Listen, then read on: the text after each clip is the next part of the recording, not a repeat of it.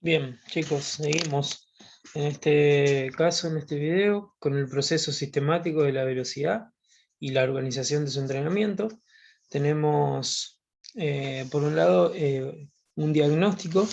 En el diagnóstico vamos a seleccionar los ejercicios generales, los ejercicios específicos, y vamos a formular los objetivos, no solo los que nosotros queramos, sino también los que quiera nuestro entrenado. Hay veces que nuestro entrenado puede llegar a tener objetivos que nosotros como entrenadores podemos determinar si está en condiciones de poder obtenerlos, por lo cual tenemos que orientarlo también a esos objetivos. Por otro lado, tenemos los métodos. Vamos a seleccionar los métodos de entrenamiento, vamos a establecer las magnitudes de las cargas, a dividir el proceso de etapas, y por el otro los sistemas energéticos, que bueno, tenemos, ya sabemos, el sistema ATP-PC y el sistema glucolítico, en este caso, cuando hablamos del trabajo de la velocidad. Bien, ponemos más grande. Bien, la velocidad, ¿qué es? Ya lo habíamos visto también en alguna de las otras clases, hacemos un pequeño repaso.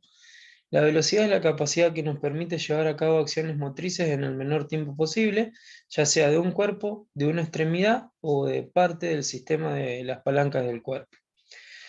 ¿Qué objetivo tiene la velocidad? ¿Qué objetivo tenemos? Maximizar la velocidad promedio de carrera durante un trayecto, o recorrer la distancia de competencia en el menor tiempo posible.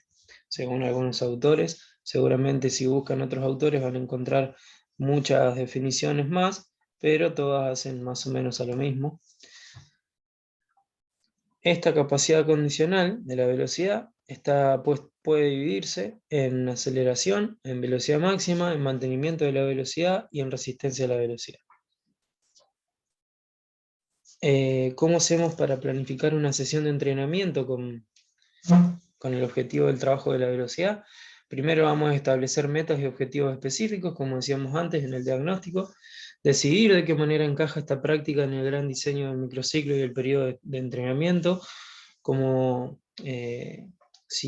punto siguiente, vamos a establecer también metas y objetivos específicos, y vamos a decidir qué tipo de destrezas, habilidades biomotoras y sistemas energéticos vamos a estar desarrollando. El paso 3 es construir los principios de las sesiones prácticas efectivas, lo que me va a llevar a poder conseguir esos objetivos. Y como punto 4 es diseñar la sesión de entrenamiento, es decidir qué actividades y en qué orden se van a lograr para conseguir esas metas y objetivos. La sesión de entrenamiento tendría que contar con una entrada en calor, una unidad técnica, una unidad de forma física, que puede ser opcional.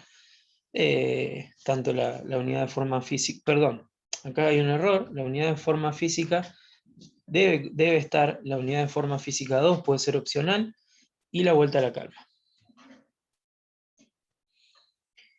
Velocidad motriz. Tenemos por un lado las manifestaciones puras y por el otro lado las manifestaciones complejas.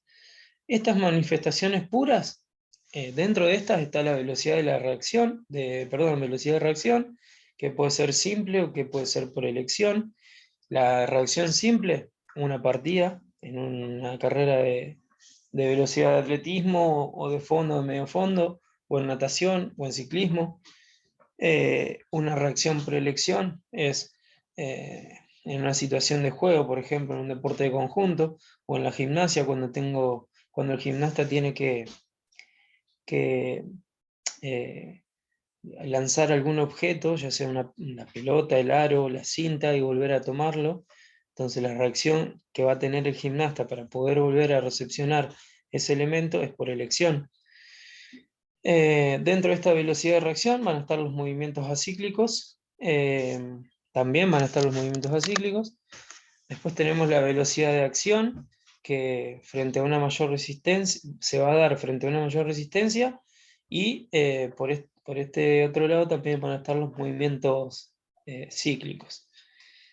Después está la velocidad de frecuencia, tanto la velocidad de acción como la velocidad de frecuencia van a estar asociadas con la fuerza-velocidad o la fuerza explosiva. Y por el otro lado tenemos las manifestaciones complejas, que está la resistencia de fuerza explosiva, que se va a dar con la acumulación de varias repeticiones, y la resistencia máxima de la velocidad, que se va a dar en actividades prolongadas de forma continua. Hay diferentes tipos de velocidad. Está la velocidad de reacción, que es la capacidad de responder en el menor tiempo posible ante un estímulo. La velocidad de aceleración, que es la capacidad de alcanzar la velocidad máxima en el menor tiempo posible. La velocidad de lanzada es la velocidad máxima alcanzada por el atleta y su duración es mínima y se trabaja para poder ampliarla. La velocidad máxima, que es la máxima velocidad que un individuo puede alcanzar en forma total o segmentaria. La velocidad prolongada, que es la capacidad de mantener la velocidad máxima por el mayor tiempo posible. Y la velocidad ahí puse de reacción, también hay un error, ya está al principio. Algunos ejemplos de estos tipos de velocidades. Por ejemplo, la velocidad de reacción. La velocidad motriz ante un estímulo que puede ser visual, auditivo y en algunos deportes está ligada a la capacidad coordinativa de la orientación, que puede ser visual o auditiva o solo por la percepción de orientación. Y ahí está el ejemplo que decía antes. Por ejemplo, una partida en el primer dibujito, en la primera imagen, perdón, está la partida del taco, que en este caso sería una velocidad de reacción por medio de un estímulo auditivo. Después está el atleta haciendo el pasaje técnico por encima de la valla. En este caso, la velocidad de reacción va a ser mediante un estímulo visual. ¿Por qué? Porque ve la valla y genera la velocidad de reacción. Y en la otra imagen está la gimnasta, como decía antes, que su velocidad de reacción va a estar determinada por el elemento que tiene que recepcionar, y esto va a estar de la mano con la capacidad coordinativa de la orientación, porque muchas veces estos deportistas lo hacen sin mirar, ¿sí? El gimnasta no siempre sigue con la mirada, con los ojos, para dónde va el elemento que tienen que recepcionar. Muchas veces lo hacen por tanto entrenamiento y porque dentro de su rutina está determinado hacerlo de esa forma. Entonces, en ese caso, la capacidad coordinativa de la orientación se pone muy de manifiesto para que este deportista pueda lograr recepcionar el elemento sin tomarlo. Pero igualmente acá hay una velocidad de reacción. Por otro lado tenemos la velocidad de la aceleración, que es la habilidad atlética de alcanzar de manera progresiva la máxima velocidad. La velocidad y aceleración son inversamente proporcional, porque cuando la velocidad es máxima, la aceleración es casi nula, y en esta velocidad juega un papel fundamental la fuerza explosiva y la potencia. Tenemos la velocidad de lanzada, que es la distancia ideal para medir la velocidad y no la resistencia a la velocidad, es 30 metros, ya que se comprobó que a partir de dicha distancia se produce una desaceleración que va a ir aumentando con el incremento de la distancia recorrida. Por eso es que por ahí en los deportes que se necesita hacer algún test de velocidad para en el futuro volver a hacer un test y ver cuánto mejoró, si mejoró y demás. No solamente está con ver los tiempos que puede hacer nuestro deportista nadador o nuestro velocista, sino con algunos test, y son los de 30 metros de velocidad lanzada, que se realizan con el deportista que va a comenzar a correr a partir de un punto, va a correr 10 metros, eso no lo vamos a contar, y a partir de esos 10 metros va a haber un cono, una señalización en donde van a empezar los 30. Y de ahí hasta que finalicen los 30 metros, el velocista va a correr a su máxima velocidad y nosotros tenemos que controlar cuánto qué tiempo hace, obviamente. Esta propuesta de test de velocidad lanzada sobre 30 metros va a incluir diferentes tipos de aceleración. Por eso decíamos que este test de 30 metros es el más recomendable. ¿Por qué? De 0 a 10 metros se da la aceleración rápida, de 10 a 20 metros se da una aceleración lenta, de 20 a 30 metros se da una aceleración muy lenta, y ya de 30 a 50 metros la aceleración ya es como que no contribuye más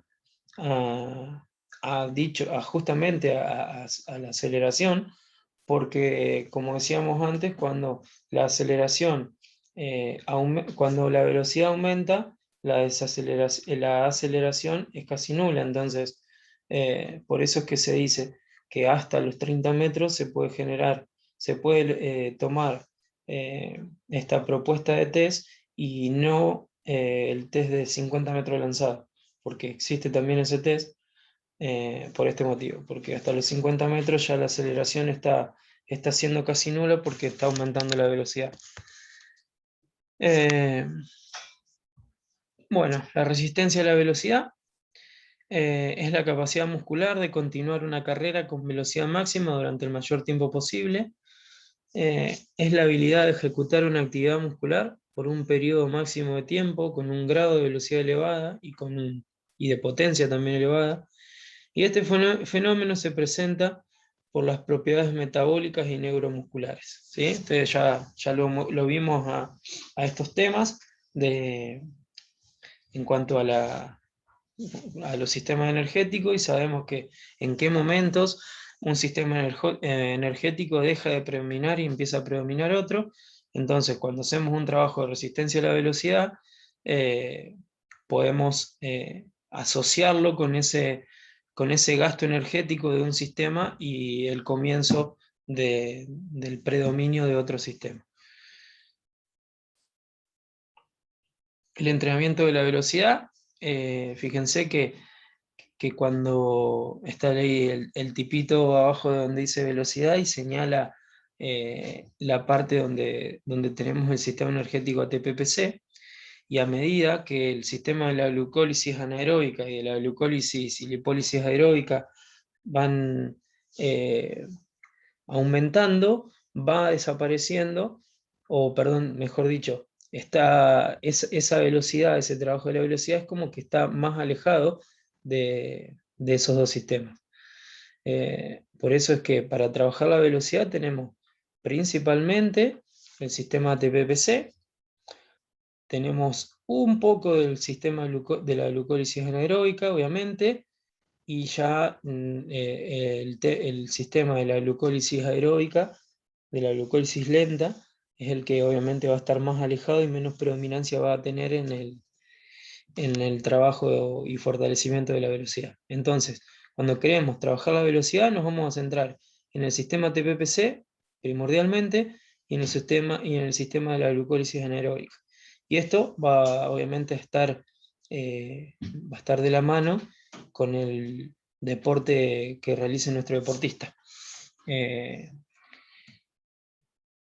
Los trabajos de velocidad pueden ser de velocidad simple, aceleración hasta 10 metros, pueden ser actividades de skipping y frecuencia, justamente para trabajar esa frecuencia de la velocidad, y desaceleraciones. Se entrenan con mayores volúmenes en la etapa del periodo general y su intensidad irá en aumento a medida que avanzan los entrenamientos, pero algo a no olvidar y siempre tener en cuenta es que siempre se debe tener la premisa que es mejor la calidad que la cantidad. ¿Por qué? Porque como vamos a estar trabajando en estos dos sistemas energéticos primordialmente, sistema TPPC primero y sistema glucólisis, de la glucólisis rápida segundo, ¿qué vamos a estar generando? Si hacemos más cantidad que calidad, vamos a estar generando fatiga a nuestro deportista. Por eso es que la calidad es mucho mejor que la cantidad. Recuerden que el trabajo para la recuperación de estos sistemas es sumamente importante. Entonces, por ahí, si estoy proponiendo actividades que son de mucha intensidad, ¿sí? Porque cuando hablamos de velocidad estamos hablando de una intensidad alta, del 100%. Entonces, si proponemos trabajos de velocidad que tienen o poca pausa o, o que están quizá que son demasiado intensos para el momento de entrenamiento o de planificación que está pasando nuestro deportista o lo que sea que pueda estar afectando a la, a la resolución de dichos trabajos por nuestro atleta, vamos a estar generando fatiga. Por eso es importante tener en cuenta eso. Es mucho mejor la calidad del entrenamiento que la cantidad del entrenamiento. Y esto ya lo había dicho también en alguna otra oportunidad, la velocidad específica va a mejorar con ejercicios específicos, ya que ya sea la velocidad de traslación o la velocidad localizada de un gesto. Es decir, si yo, que trabajo en atletismo, quiero mejorar la velocidad del brazo lanzador de mi lanzador de jabalina, si quiero ese objetivo, lo voy a tener que trabajar de forma específica. Voy a tener que trabajar con ejercicios específicos buscando la velocidad de ese brazo lanzador en el momento específico. Obviamente que los trabajos de velocidad de traslación, es decir, de determinadas distancias, van a contribuir en la velocidad general del deportista, pero no van a mejorar la velocidad específica.